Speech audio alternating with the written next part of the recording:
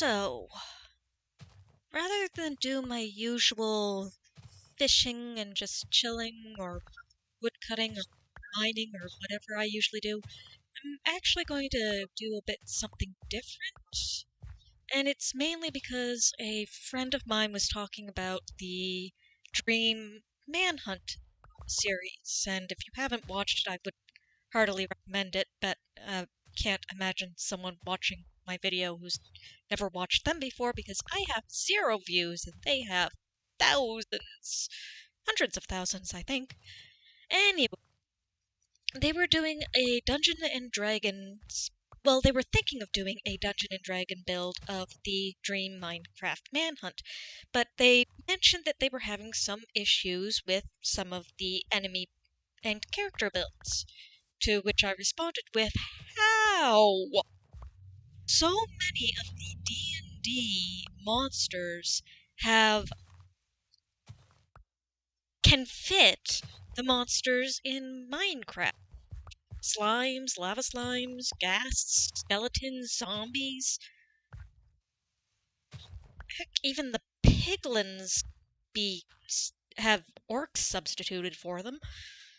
So I was actually very confused, and they specified that they were having problems figuring out what monsters to make the hunters and how they were going to fit in multiple dreams for their characters. I was a little surprised because the way I thought that such a build would happen in D&D for a game would be very different. You see, and I shared this with him, of course, that if he wanted to do a Minecraft Manhunt game, then what he should do is something similar to what Dream and his friends do, a 4v1. Of course, keep the monsters involved, because what's a Minecraft game without monsters? A peaceful Minecraft game. Quite fun, in my opinion. I like it. Relaxing. Anyway, he didn't quite understand, so I specified that if he wanted to do a game involving a manhunt, what he should do is have 4 of his players be the hunters, and 1 of his players be Dream, the huntee, who's trying to finish the game. I actually got into quite a bit of detail with him. For example, he could make the hunters kobolds, partially because it would work for a lore perspective, as kobolds venerate dragons to an ungodly effect, because to them, dragons are gods. In the lore, they were actually born from the blood of the first dragons. So that would give a narrative reason as to why the hunters would be trying to stop the huntee from killing the Ender Dragon. The Ender Dragon could be really any kind of dragon, though. Black Dragon would work quite well. And from there, he can just have every time one of the kobolds die, because kobold clans can be so large, just put in a new kobold for them to play as. Wouldn't even have to change their stats and abilities all that much, just a few key things to specify it as a different kobold, or heck, just leave it alone, have it the exact same as the previous kobold. From there, we started talking about what kind of D&D character build we'd do for Dream. Once how do I fit in the 4 hunters, and how do I have them constantly be dying, or have them constantly at risk of dying? Since the game only ends if the Ender Dragon is killed, or if the huntee is killed. Of course, you'd have to nerf the dragon something fierce for the huntee to actually have a chance of killing it, but I digress. I started throwing ideas around with him, and we ended up coming up with a fairly good build for the Dream character and for the 4 hunters.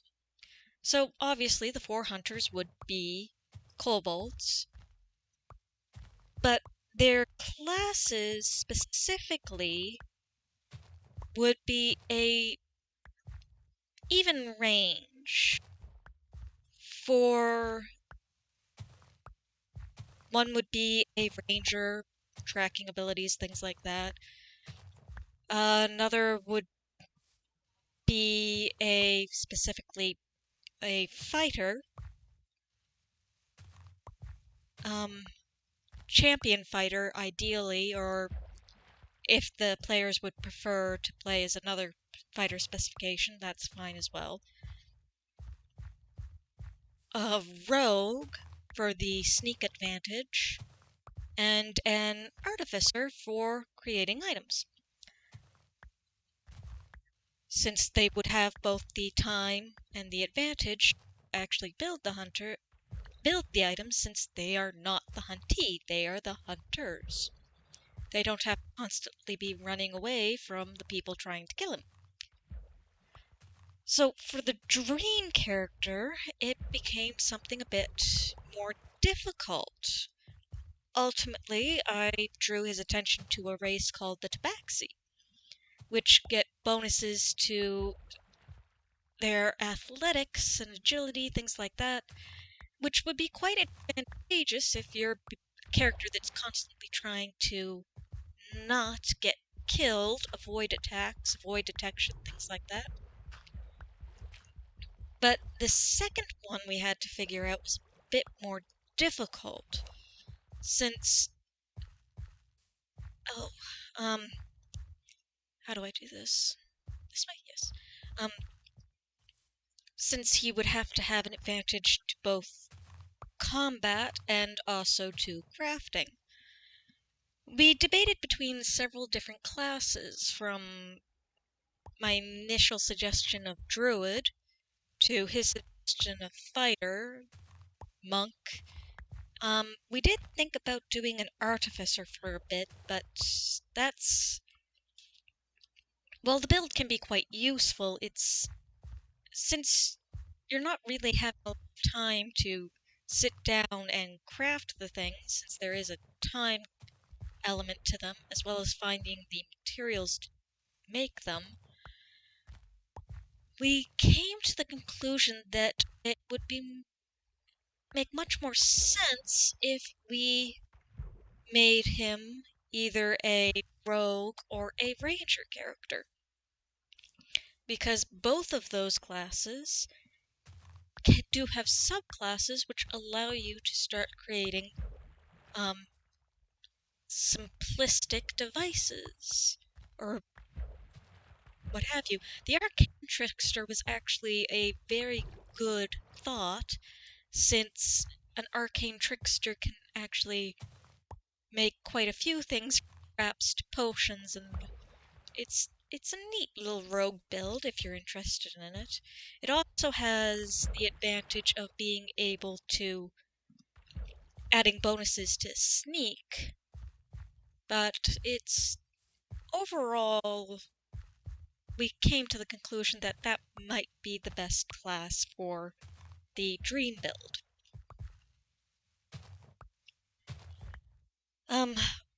So with that in mind, we then had to start discussing, okay, we can't just have them come in as the exact same kobold, and the suggestion, well, they can always just lose all their gear and start with a new kobold if the hunters ended up dead, just with the same stats and abilities, and that came up with a follow-up argument, well, what about their levels? Because every time a hunter dies, they then have to regain everything that they've lost, in the manhunts anyway, all of the items, and, well, there is a leveling system in Minecraft. It's for making enchantment books and things like that. So we then had to start discussing, well, how will that work? In the end, we came to the conclusion that if they managed to make an enchantment table, and that would take some finagling on the dungeon master's part to figure out how to implement it into the D&D world he was building, then the level of the character would then translate the kind of enchantments they would be able to imbue on their equipment. And they'd have to get certain items to be able to imbue them onto the equipment. He suggested that there might be some balancing issues when it came to this, and I agree. How do you figure out what items to make so that they'd have to either find or craft? I mean, books might work. You could put a time constraint into crafting books, which could be a bit advantageous, as well as the lapis restraint. Something we're going to have to continue discussing, but in the end we thought, well, we'd do a trial game and see how that goes. Get some guinea pigs agreeing to play with us. It might turn out well, it might not, but back to the kobold thing, how do we figure out, should we have them lose their levels when they die? And we ultimately came to the conclusion that losing all of their levels as you get to the end game might not be great, because then you'll have, say, level 7 characters with a level 1 character. Ultimately, we came to the conclusion that we'd do a level nerf. Every time one of the hunters died, they'd lose a certain number of levels. So first time they die, they lose 1 level. Second time they die, they lose 2 levels. That would give them hesitance to dying in the late game rather than just throwing themselves at the huntee until they ultimately succumb to their numbers. And it provides a punishment to the hunters for not being careful in the game, because it won't just be the huntee that they can die to, it will also be the various monsters that will be populating the game. Again, skeletons, zombies, ghasts, slimes.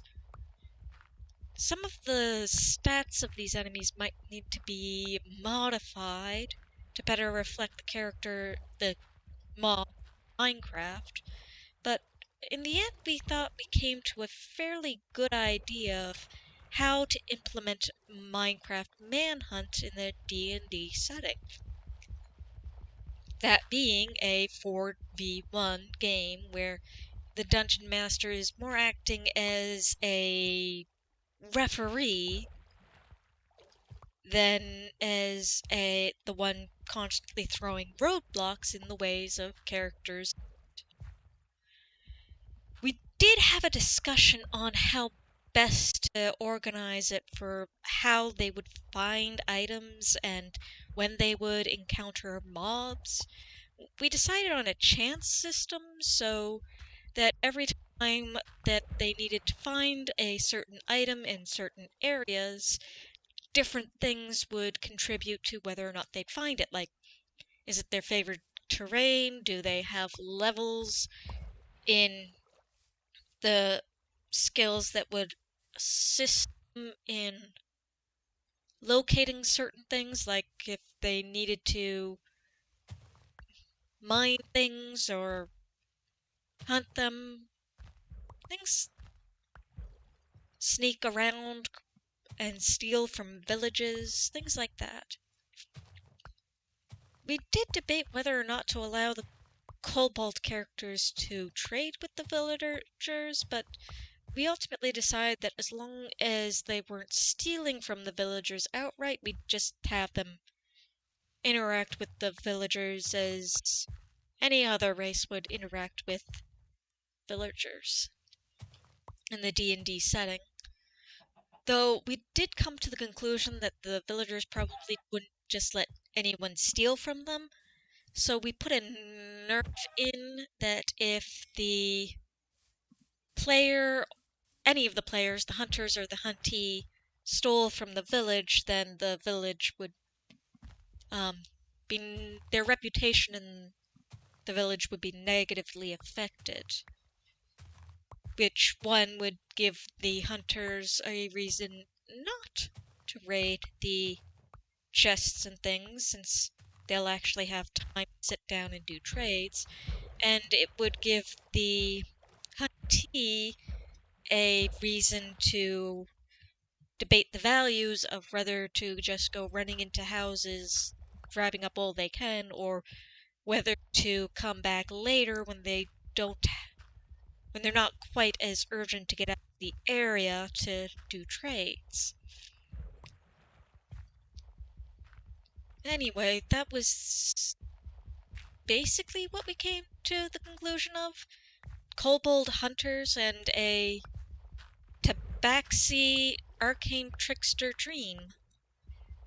I can't say for certain how well this is going to go, or if it actually is going to go, since the actual game I haven't heard much word about.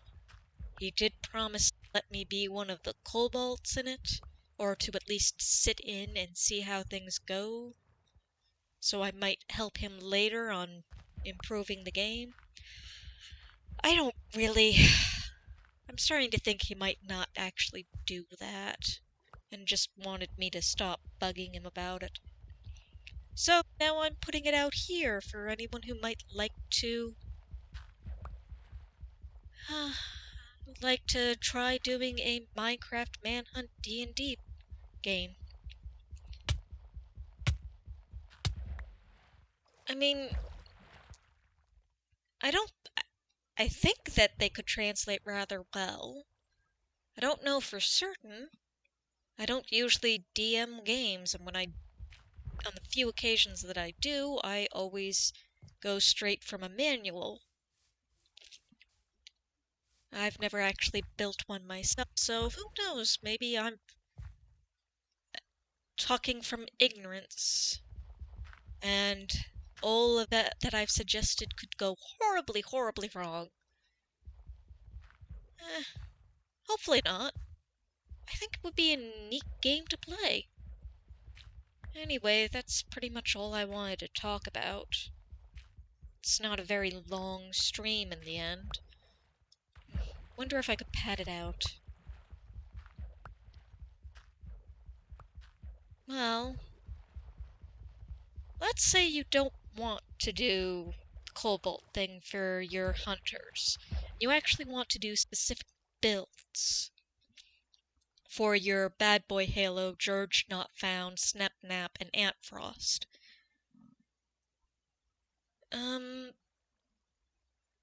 You could implement a revival system. There is a revival system in D&D, and you could try to find a way to better acclimate it towards a Minecraft manhunt. Make it slightly cheaper to revive your character. Gold cost, I mean. Still have them lose their equipment, or... actually, the spell Clone could work really well in this situation. The spell Clone is a spell that certain magic users can learn, and basically they create clones of their own bodies. When their body dies, the soul, so long as it's intact and usable, goes to the inert clone that has been created in a separate location. Actually, that would work really well if you don't want to do the kobold idea. I'm going to have to suggest it to my friend. Anyway, with that in mind, you could actually do unique builds for the 4 hunters. So, purely for aesthetic reasons, let's start with Edgefrost, who would be a tabaxi, because he is a cat person, quite obviously, with his skin. But going from skin alone, that would mean that the other characters would be restrained to either being humans, Asmar, or half-elves. Which could actually work. It is a nice little variety to pick from. So Antfrost would be a tabaxi class, but for race. His race would be Tabaxi. But for his class...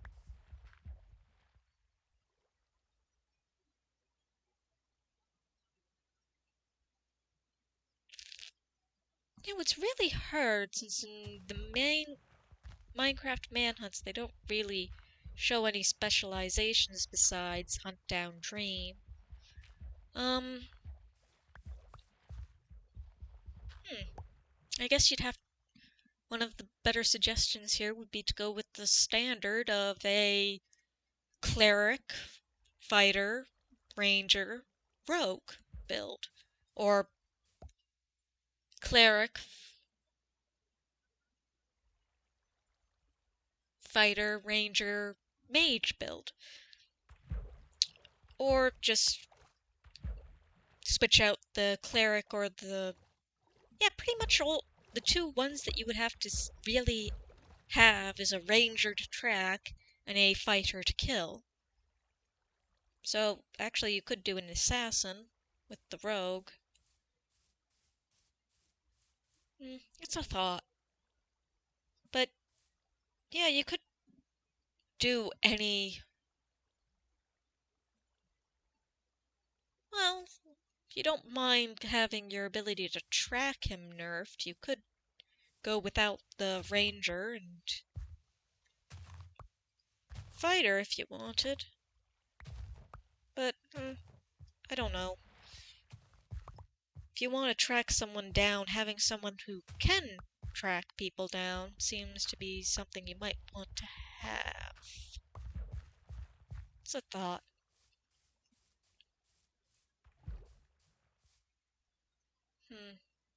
But,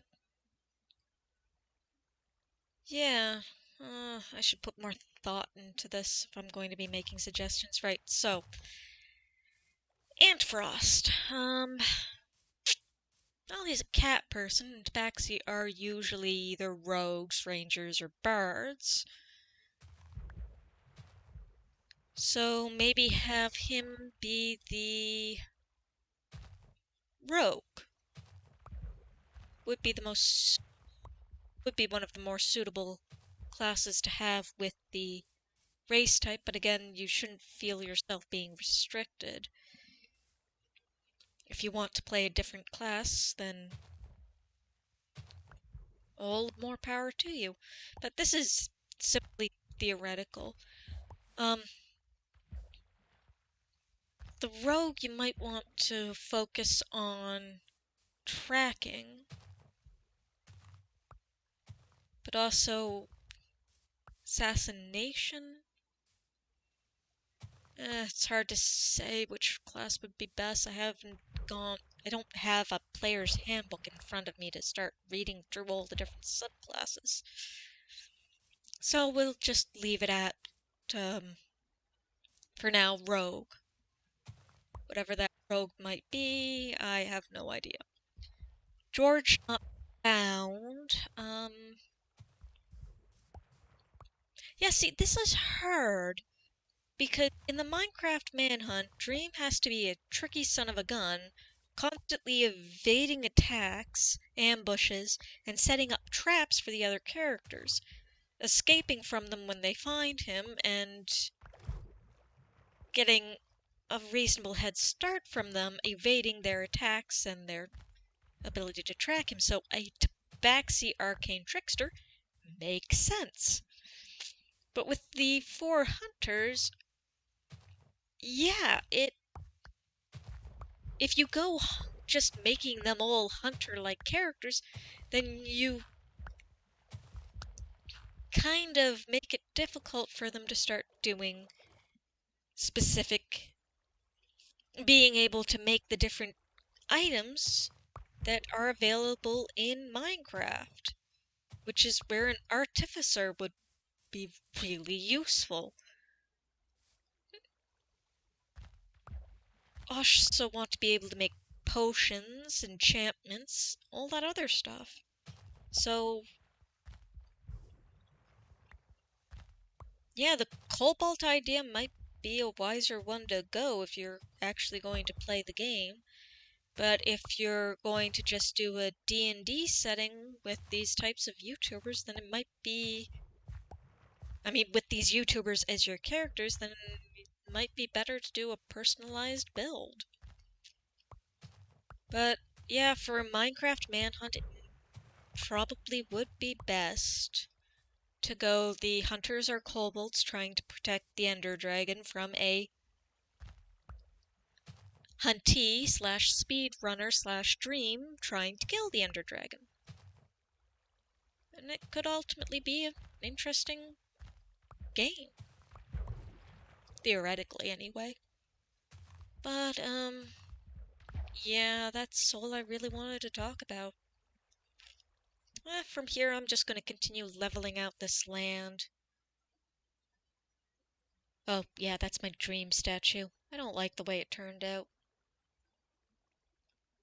I don't know why I don't like the way it turned out.